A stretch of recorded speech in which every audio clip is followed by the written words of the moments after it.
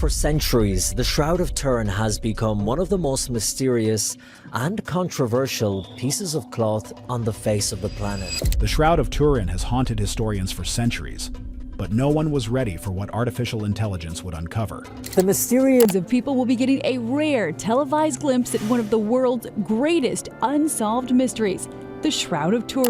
My personal opinion, though, I think when it comes to contacting the real form and figure of the person of Christ, I just think I've got to go to the Shroud. I think I might have seen that, and I thought to myself, that guy looks like me.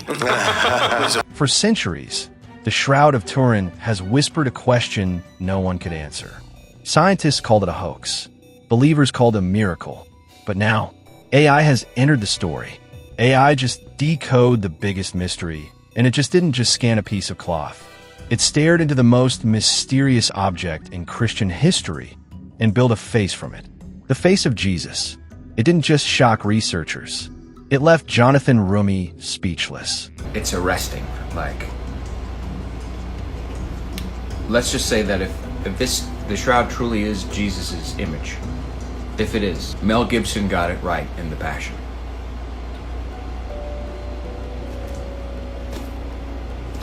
Because that man, on this image, Catholics believe it's Jesus.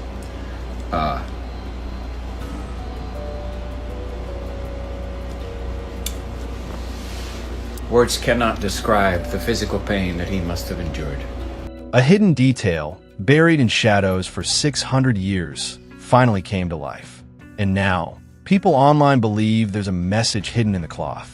A message no one saw until AI brought it to life. But is that possible? Wait till the end of the video to answer. Can technology do what history never could? Or are we gradually crossing the line between what's spiritual and what's digital? And so the Shroud is believed to be a holy relic because you don't get much more holy than the actual. Let's first start with what the Shroud of Turin is. It is a long piece of linen cloth, about 14 feet from end to end. It's old, worn, and burned on the edges from a fire in the 1500s. But the real mystery is what's in the middle. And for over 600 years, people have argued about what it is. Is it a holy relic, a hoax, or a mystery? But now, AI has entered the room. And when it scanned the cloth, not just the image, but the patterns, shapes, shadows, it gave back a face. And that's when the questions really began. What did AI see that we never could? In early 2024, something strange happened. A group of engineers, artists, and AI researchers decided to try something new. They took the image on the Shroud of Turin, the mysterious, blurry marks no one fully understands, and fed it into powerful AI programs. Mid-Journey, Stable Diffusion, and facial reconstruction tools used in museums and forensics. They didn't expect much. Maybe just a basic face, some rough shape. But what came out wasn't simple at all. The AI was able to build a man's face from the strange shadows. Not cartoonish or blurry. It was real, sharp, with soft eyes and wounded features, symbolizing a kind of peace behind the pain. Ever since the Shroud first really appears in history, there's been controversy about it, and there have been questions about its authenticity. In 1988, a group of scientists were able to get permission to get a sample from the Shroud and to subject it to radiocarbon dating. And that's when people started whispering, because the face looked familiar. Not like just anyone, but like someone we've seen before. Who exactly was it? To unravel the face behind and what it really represents, let's go back to the cloth itself. What exactly lies in the middle of the Shroud of Turin? If you look closely enough at the Shroud of Turin, there's something strange in the middle. It's a faded image, like the shadow of a man, front and back, lying flat, arms crossed. You can make out wounds, a crown of thorns, a cut on the ribs. It looks like someone who suffered. The Shroud of Turin is this amazing relic. At bottom, it's a piece of cloth. It shows a very faint sort of image of a crucified man. And the crucified man calls us to remember Jesus' death and resurrection. The Bible talks about the burial cloths. All four of the Gospels mention that Jesus was taken down from the cross He was wrapped in linen, and then his body was put in the tomb. Believers say it's the burial cloth of Jesus, the same one that wrapped him after the cross. They call it proof, a holy sign that his body passed through the cloth and left behind a kind of light. Believe that based on the evidence, 102 scientific disciplines have spent over 600,000 hours of scientific study on the Shroud of Turin, and the great majority of them have concluded the shroud is indeed 2,000 years old. And based on my biblical scholarship, I can assure you that no one was crucified the way Jesus of Nazareth was crucified on April 3rd, AD 33. We know the exact date. It's the best established fact. But skeptics don't buy it. They say it's a clever fake, made hundreds of years later to fool the faithful. Even the Vatican isn't sure. They say it's a mystery worth honoring, but not confirming. Still, the image remains. Now, the Vatican does not have a position on. Now, most people didn't believe something like this could ever exist, especially the face picked up by the AI module. Who really was it? It looked a lot like Jonathan Roumie. Yes, the actor who plays Jesus in The Chosen. My personal opinion, though, I think when it comes to contacting the real form and figure of the person of Christ, I just think I've got to go to the Shroud of Turin and really pray with the shroud. And I know there's been a number of renditions of drawings and paintings that depict that figure. So Shroud of Turin took all the 3D data from that and created a computer model of what the man in the shroud would have looked like. And it looks a lot like you. All right, we're warm. I think I might have seen that, and I thought to myself, that guy looks like me. It was a little creepy, in a good way. Take a look. Oh, man. Yes. Oh, yeah. Oh, for sure. Let me see. That's the one. There's a little glare there. Let me see. Wow. Yeah, looks a lot like you. So I'll make sure. The man millions now associate with Christ's image. Was this just coincidence? Inspired a new artificial intelligence image of Jesus. This image, based on the face of Jesus in the shroud, has gone viral across social media networks and matches traditional depictions. Could a machine without a soul accidentally build a face that mirrors the man who spent years stepping into that sacred role? The more Jonathan Roumie stared at the AI-generated face rebuilt from the shroud, the quieter he became. And finally, in a soft voice, he made a sentence that held everyone spellbound. He didn't say it looked like him or shrug it off entirely. He looked unsettled, almost moved to silence. Jonathan said, "That face carries a weight I can't explain." This wasn't about semblance or looking alike, he said. It was about reflection. But reflection of what? Was he seeing years of prayer and performance staring back at him? Or had something beyond Jonathan found a way to speak through pixels? Beyond the surface was in Japan when the nuclear bombs went off. So whatever took place to create this image in this shroud, a first century man who was highly tortured, and they show the full-size shroud, and those who are familiar with the Shroud of Turin, it's believed to be the shroud of Jesus Christ. It traveled for centuries under kings and guards, and it was stolen. Like the history of this shroud is fascinating. It wasn't part of his script. He didn't plan on talking about it.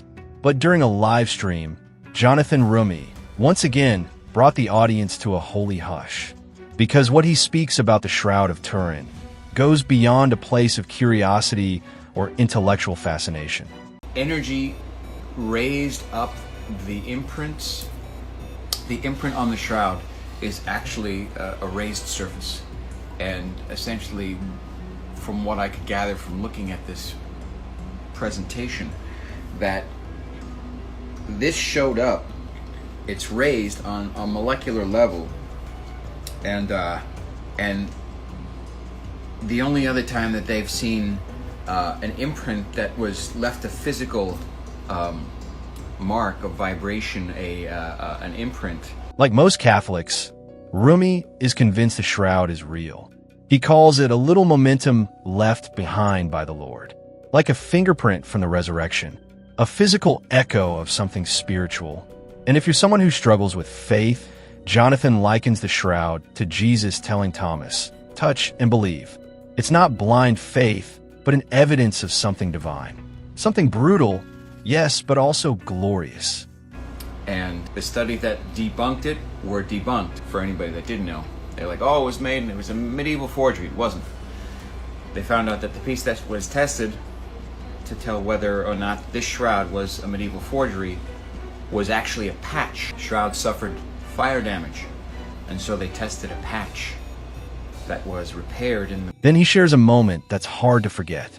While scouting for the Chosen in California, he stumbled upon a room completely dedicated to the shroud. And what he saw stunned him. Not just the full-size display of the image, but the science behind it. This is my t-shirt. Thanks for those who... My Shroud of Turin t-shirt. When Maria and I were scouting in the beginning of the week, this ranch in Southern California, they have all these little meeting rooms, and in one of the rooms was set up an entire presentation about the Shroud of Turin by, I think that was put together by the guy who's like the world's foremost expert on the shroud. Like everything about it, the anomalies of it, the fact that there's a literal... Roomie compares it to nuclear imprinting, the kind last seen after the bombings in Japan. Think about this. The spitting image, this face of agony and peace, isn't painted as science supposes. Neither was it drawn. It's embedded, etched by light, possibly resurrection light. And if that's true, then we're not looking at art.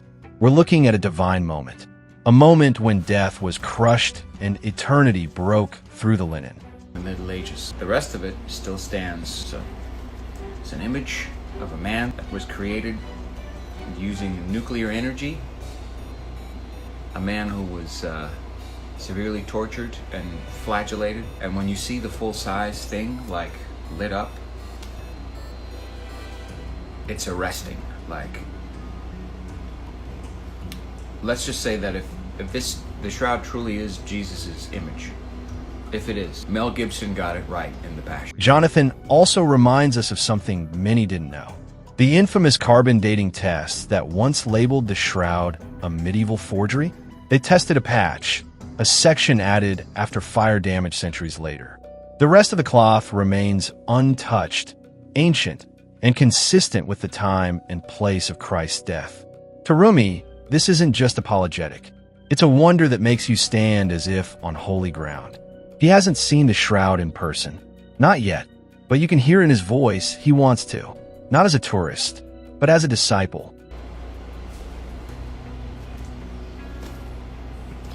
Because that man, this image, Catholics believe it's Jesus.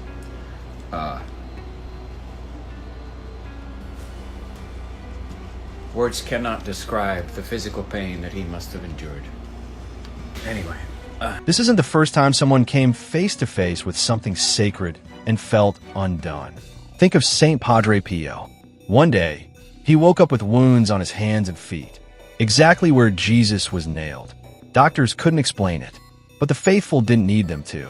Then there's Joan of Arc, a teenager, barely old enough to be taken seriously, who heard voices she believed came from heaven. And according to Mel, the image even carries what appears to be the faint outline of Roman coins placed over the man's eyes. Coins dated to the exact period of Christ's crucifixion. But they have now verified that it does actually go back to that time period. For a while, they were testing pieces that had been repaired in the 13th century or, you know. So. What is the latest on that, Jamie? Can you see, like... I was trying to get that. I've 2 different articles from within the last 6 months saying the opposite things. So opposite, of course. Dig into which one sounded the most accurate. Well, it's such a crazy thing to even try to verify. Like, what are you saying? You're saying that this is really the shroud that Jesus was covered in? So you're saying Jesus historically absolutely did exist, and we think that this is the shroud that covered him. This isn't just another vague spiritual chatter. It is grounded in history, science, and raw fascination. Even Rogan, who often plays the skeptic, admits it's crazy. It's not a painting. It's something else. And then Mel dropped a line that's hard to forget. Incredulity, people's immediately, their hackles raise, like, wait a minute. And they just, instead of like looking at it objectively, they almost always want to look at it from a point of view of disproving it immediately, dismissing it immediately. But that's that's science, isn't it? You have to sort of you play the devil's advocate, and that. What these two men stumbled into, perhaps without fully knowing, was sacred ground. Because if the Shroud of Turin is real, if that faint, haunting image was formed at the moment of resurrection, then it's more than a relic. It's a divine photograph. And the closer science gets to explaining it, the louder heaven seems to whisper, "Behold the man." These people up. Maybe. Who knows? I mean, it's got to be someplace, right? They buried it. They lost track of it. Yeah. But, man, it used to be. And all the stories are, if you even touched it, you'd fall over, you know, because it was constructed electrically somehow. Yeah, like, what is that? What's in there? Why is it giving people cancer if they're really protecting it? I think it's the actual structure of the container it's in that is the problem. That's my thought on it. I could be wrong. But I think inside it, they have... And as promised, Jonathan Roumie wasn't quite done with his awe of the Shroud of Turin. Those voices led her to war and changed the course of history. And in the end, they led her to a fire. These aren't isolated moments. All through history, there have been stories of strange encounters and impossible signs. And the Shroud is no exception. People have flown across the world just to see it. Some say they felt peace standing in front of it. Others burst into tears. A few claim it healed them, and no one walks away from it feeling nothing. That there are no substances on the cloth that were conceivably used by an artist, and the fact that the blood on the cloth is human blood, it would suggest that... So what happens when that image, the one tied to centuries of mystery, gets a new face? Not carved in stone or painted in a church, but generated by a machine? It's still the same shadow, still the same wounds, but now it has the eyes of someone we know, someone alive. Maybe it's a coincidence, or maybe it's part of a pattern that's been repeating for centuries. Except this time, it came through a screen. But the strangeness didn't stop there. When the AI finished building the face from the shroud, something else happened. People started noticing details they hadn't seen before. There were deep marks across the forehead and cheeks, swelling around the eyes, streaks that looked like blood following the folds of the cloth. But then someone online did something different. They zoomed in pixel by pixel. They sharpened the shadows, tweaked the light, ran the image through a few more tools. And that's when it showed up, right along the forehead ridge, very faint, but shaped like letters. Some say it looks like old Aramaic, and those letters might spell something like, I am. No scientist has confirmed it yet or published it in a journal. But people started talking. Reddit threads popped up. Pastors gave sermons about it. Because even if it's not proof, it still gives people chills. If that phrase really is there, I am, what is that? It's what God said to Moses from the burning bush. It's what Jesus said before the crowds picked up stones. So is this just digital noise?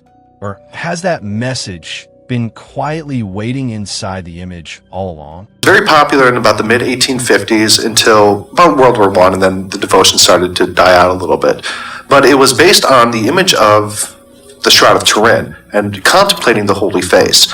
It was actually so popular that St. Teresa of Lisieux, her name that when she joined the Carmelites was St. Teresa, or Therese of the Child Jesus and the Face of Christ. Or, I mean, I want to make sure I get that accurate. It was something like that. Yeah. Very close. That the Holy Face devotion was part of her actual name that she took. And then... Not everyone thinks this is a miracle. Some people say, hold on, it's just AI. It's not magic. And they have a point. AI doesn't know faith. It doesn't feel awe. It only looks for patterns. It pulls pieces from thousands of images and blends them together. That's why some experts think the face looks like Jonathan Roumie.